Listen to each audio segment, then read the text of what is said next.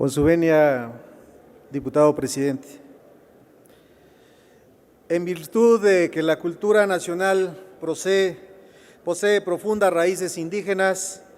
tanto la sociedad como el Estado mexicano tienen el derecho y la obligación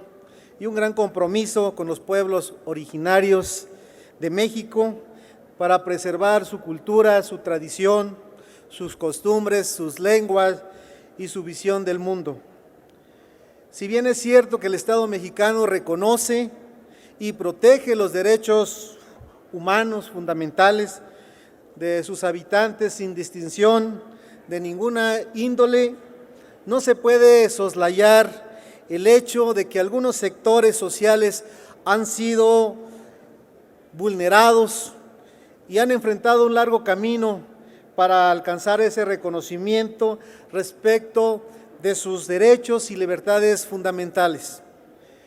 En el caso de los pueblos indígenas de México, hay mucho que hacer en cuanto al ejercicio efectivo de los derechos que consagra nuestra Carta Magna, pues la brecha existente entre aquello que se asienta en el marco jurídico y lo que sucede realmente, pues hay una brecha muy grande todavía por recorrer. Los pueblos indígenas del mundo habitan en territorios que se caracterizan por una gran cantidad de recursos naturales.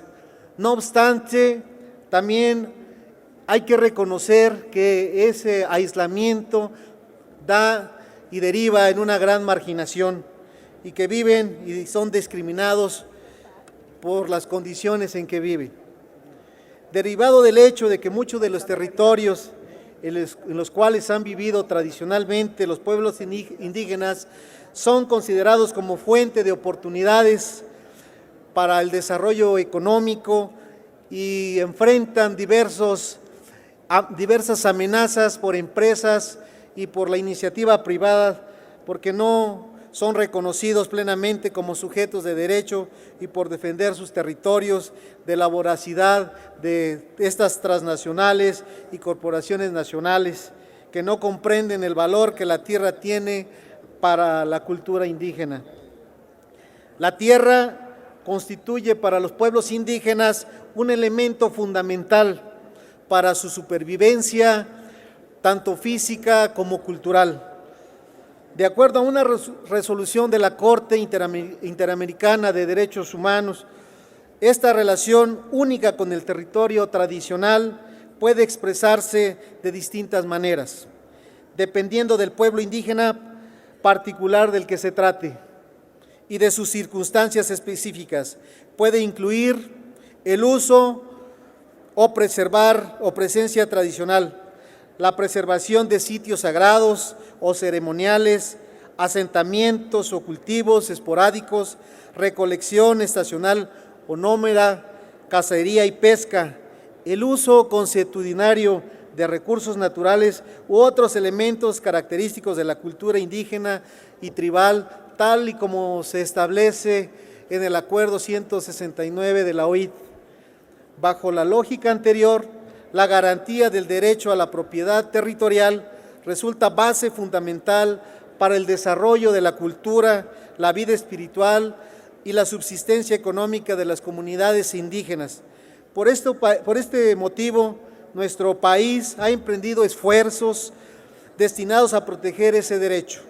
Un ejemplo de lo anterior lo constituye la reforma que sufrió en el año 2001 nuestra Carta Magna en el artículo 2, para garantizar el derecho de los pueblos indígenas al uso y disfrute preferente de los recursos naturales de aquellos lugares que ocupan y habitan. En concordancia con el espíritu de esta reforma, consideramos muy importante realizar cambios al artículo 2 de la Ley General de Pesca y Acuicultura Sustentable, para marcar como uno de los objetivos de la misma garantizar el derecho al acceso, uso y disfrute preferente de los recursos pesqueros de las comunidades indígenas de los lugares que ocupen y habiten. Como ya lo expresamos, los pueblos indígenas reclaman una inserción integral en la sociedad que les permita ejercer plenamente y de modo efectivo los derechos que reconoce nuestra Constitución para todos los mexicanos. En este sentido, consideramos que el Estado debe fomentar la participación activa de las comunidades indígenas en la planeación y gestión de su propio desarrollo, asegurando el respeto a sus derechos y formas de vida. En efecto, siendo la pesca y la acuicultura actividades productivas que generan alimento y fuentes de empleo para la población, la reforma propuesta tendrá la virtud de coadyuvar en el impulso del desarrollo comunitario y el mejoramiento de la calidad de vida de los pueblos indígenas que viven de la pesca. Es cuanto, señor presidente.